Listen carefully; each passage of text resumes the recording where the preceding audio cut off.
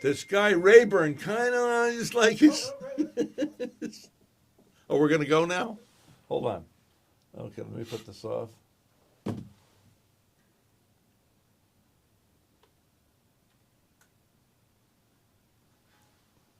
Hey, it's a new day. If you want it to be, I'm Rhett Palmer, and I'm seated right beside a fellow I've just met recently at a church in Vero Beach, Florida. His name is Peter Barsk. Good morning, Peter. How are you? Great, thank you. Good morning. How are you? Good. Thanks for coming in. And the title of his book is Taking Time for God. It's 49 pages, I believe, which is very apropos. 45 for 9, yeah, 49 pages.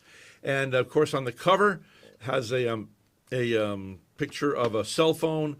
And that's all you need. It's the message. Immediately you know what this book is about. I like the fact that it's short and concise and to the point, because I don't think, particularly young people today, I don't think they really have time. We're all so inundated. Who has time for a 500-page novel, Exactly. Want them to just kind of see it's short, and maybe pick it up out of curiosity and read it and realize that there is a need for God, not so much for Facebook or Instagram, TikTok, and what am I missing in my life? Why do I feel so depressed? Why am I so anxious all the time? And if it can lead one or two people to God, then the mission has been accomplished. Well, I think it's great. Now, you and I both have something similar. We both are in recovery for a number of years, both over a decade each in recovery, and that's good. And so we're doing fine. But the thread. So the thread is you can get addicted to ice cream, you can get addicted to your cell phone, Sure. and I'm afraid many of us are. I mean, I was out last night with some friends, went to a meeting. On the way back, the three of us, three guys, we all ended up, we're in the car like this, and all of a sudden it's like, what are we doing, Or somebody goes out to lunch, you see a family. You see the father, the mother, and the two children, they're all on their phones. They're not spending any quality time. I went to an event for a local church recently. It was a bonfire thing on a Friday night. And there was one beautiful young lady, teenager. I have no idea how old she was. I would guess 17. But the whole time she was she was little, so she had her legs all on the chair, and she was all bundled up, and she was there, and she was on her phone the whole 2 hours. I find when I do that, I'm like in a class or a church or something, and all of a sudden the time goes by, and you kind of get this real empty feeling like, ooh, I've been robbed of why I was really here. Yeah. So what provoked you to writing this book, Taking Time for God? Really, just during COVID, when I was able to read the Bible from cover to cover, I really came into a real personal relationship with God, and just having that time to be able to read the Bible and study it allowed me to form a very solid foundation with God being in my life. Now, wait a second. Now, that I want to hear about. So, what were you brought up? Catholic or Protestant? Was brought up Catholic, yes. You were? Yeah, which is a very structured, religion. And I don't know so much where I was encouraged to have a Bible to read and study. Whereas a lot of the Christian-based churches do encourage reading the Bible and studying it. But having that time during the COVID pandemic kind of opened my eyes. I learned so much. Really? Just doing that, yeah. Now, you're a pharmacist by trade. Did you still work at a pharmacy during this whole COVID event? No, during that time period, I did not work. So I did have extra time to read the Bible. Wow. But And this whole thing brought you closer to the Lord. So would you say, now my mother was Catholic, my grandmother was a Catholic. There's things I like about the Catholic Church. Sure. I don't like perfunctory, and you can go and sit in a pew and you don't become a Christian. You can go stand in your garage, you don't become a car. But I like the evangelical, I like the Pentecostal, the charismatic, but I also like the reverence in a Catholic church. Once in a while I'll spend my summers up in Vermont, and I go to a Catholic church every Sunday. I love the fact you have to kneel down. We don't have to kneel down, but they give you the things so you can kneel down. And there's something about humbling yourself before God. Would you agree with that? Yeah, I would agree with that. But you don't want your religion, your relationship with God to be too structured and spelled out for you. You want to have a personal relationship with God, in my opinion. Anyways. So it breathes.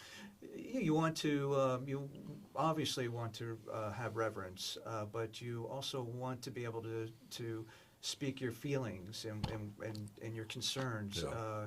And so you don't want to be afraid to approach God. You want to have that open relationship with Him, of course. Yeah. So I just feel that maybe there's just somewhat of a structured barrier between yourself and God in some religions. And you just want to free yourself from that and just not be afraid to speak to God and about your feelings, your innermost feelings and such, anxieties, fears. Yeah, I God like wants what to you know. wrote at the beginning of the book. You said, I wrote down right over here, you didn't, let's go to the page. You said, it was not my intention to argue the bad points of today's technology. I leave that to other more capable writers. My goal is to show how technology and the information age has distracted us. Yeah. And that's a very apropos word. Yeah. Distracted us, whether it's family. I mean, have you having a family gathering?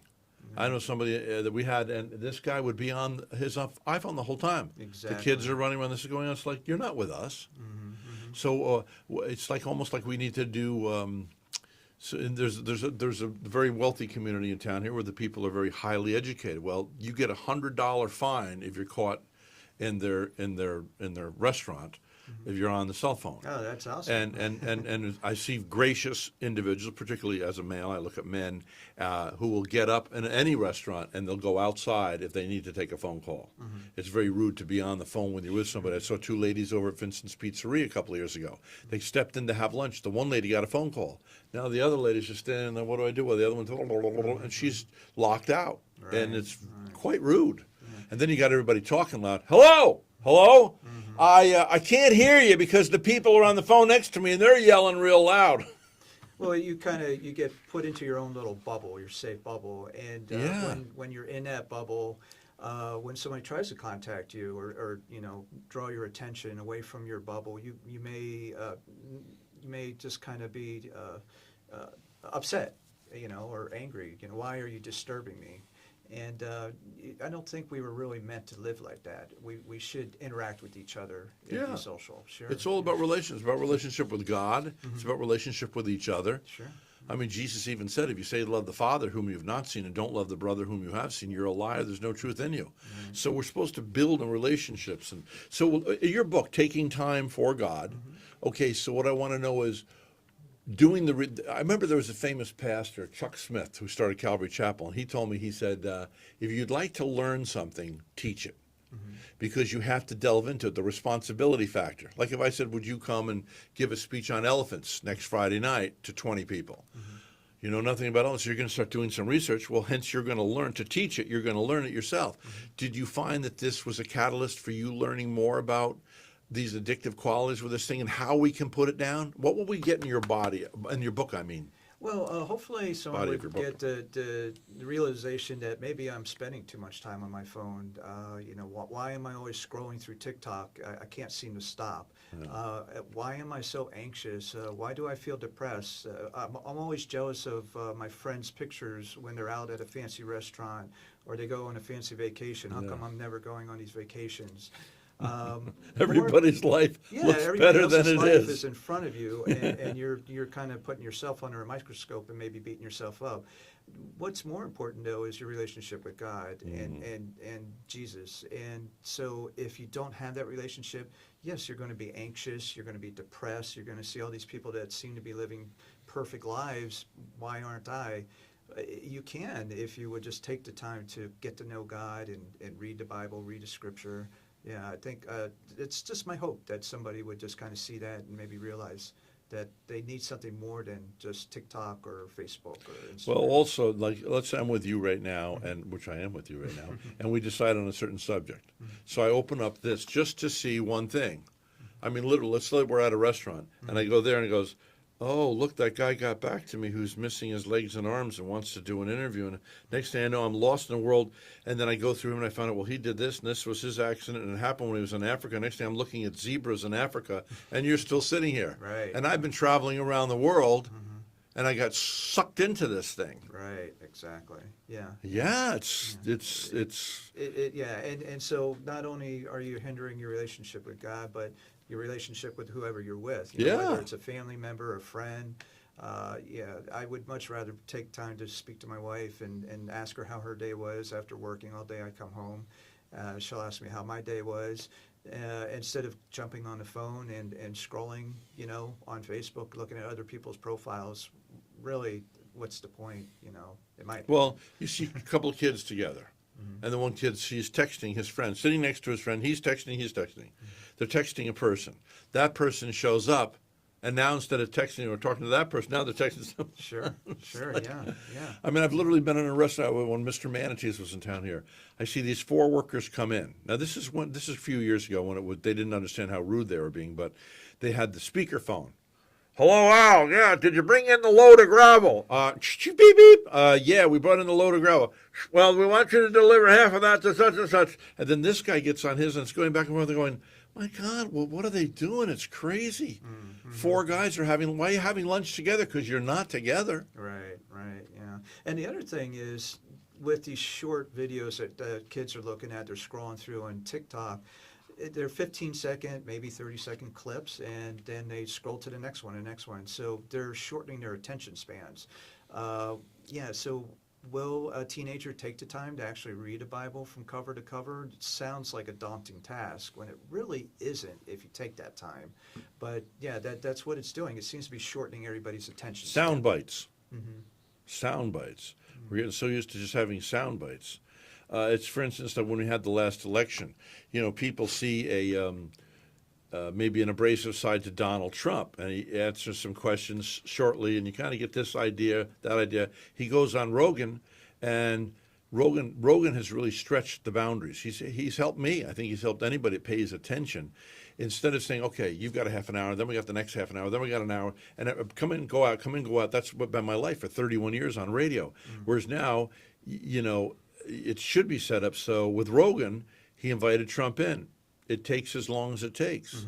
Yeah. We're not going to be constrained by time. Right. And you were able to breathe, and you were able to see a different Donald Trump than you normally do. And I think that's what garnered him those 80 million extra votes, because they got to say, a relaxed individual that's able to kind of relate to the questions and answer them. Well, if you notice, he's a much calmer person lately. And how can you get to know God if you're just so distracted on your phone or whatever it is you're distracted with? You have to grow in your relationship with Him, and that's how you get to trust Him. And what does that mean to you? You mean like praying or reading the Word or? Well, all of that, essentially. Praying, reading the gospel, certainly, and then just trusting Him to work things out in your life. Everybody faces challenges every day, whether it's at work, maybe their drive to work can be stressful, just certain individuals that they run into.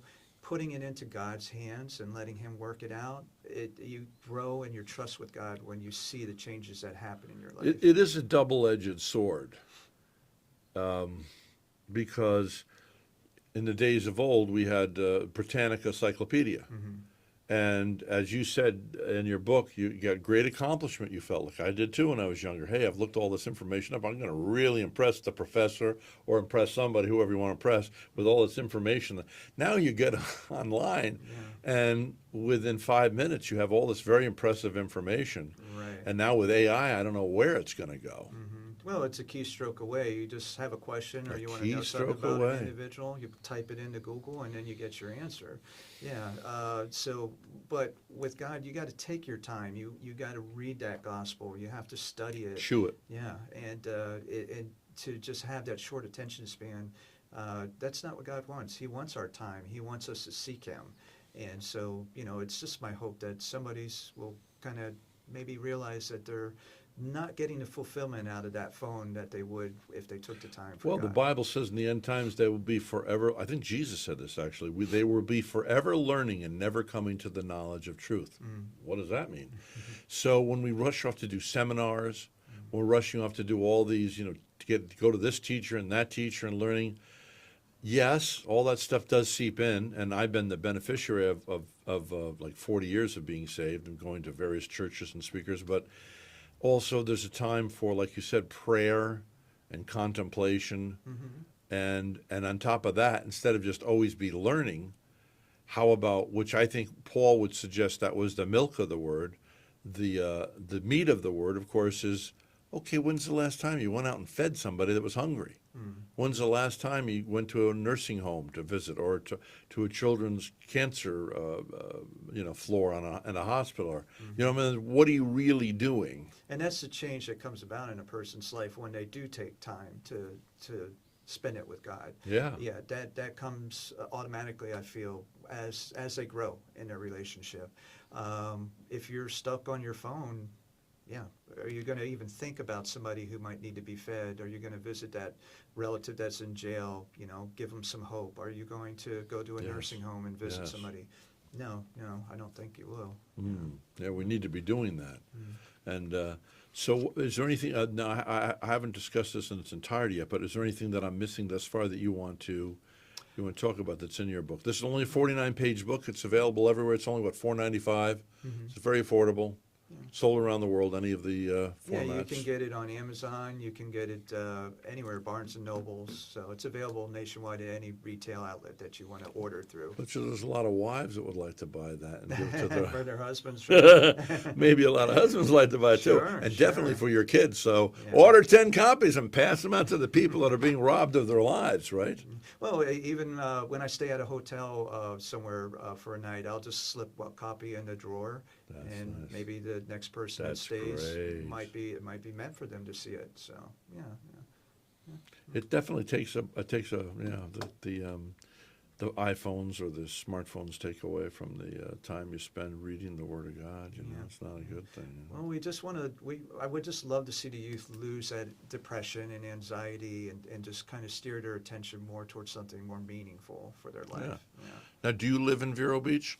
I live in Fort Pierce, so just south. Oh, okay, that's just where I south. was last night. Okay, well then you're close by. Yeah, sure. Because I'd like to I want to get into this book more in the future, and I also want to get in your other book. What's the title of your other book? How God Can Save You from Addiction. Yeah, is that a short one too? Yes, yeah. So your whole style is short and concise to the point, Right. And today, in today's hectic society, who has time for a big, thick, 200, 300-page book, right? Yeah. All right, great. Well, I guess that's about it for today, but it was nice meeting you. And again, folks, his name is Peter Barsk, Taking Time for God. If you're listening to us audibly, it's a neat little book, mostly orange. It shows a lady's hand, I think that's a lady's hand, holding polished nails, holding up an iPhone, and all it says is Taking Time for God, and you immediately know what this is about. Oh, yeah.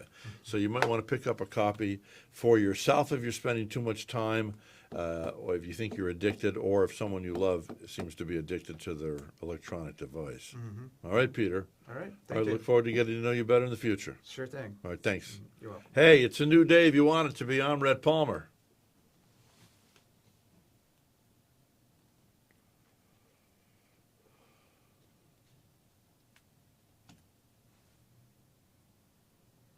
Okay. Okay. Yeah. Awesome. Yeah. Well, we'll do some more. Yeah, of this I'll with bring you the other. I got to order it. I Yeah. don't have any in the car, but I'll bring one in for you. Okay. Yeah. Yeah. And then we also next time, if you want to touch on the thing itself, the publishing company, and Okay. how any proceeds will go towards people in need or something like that. Oh, great. It's a nonprofit corp, so.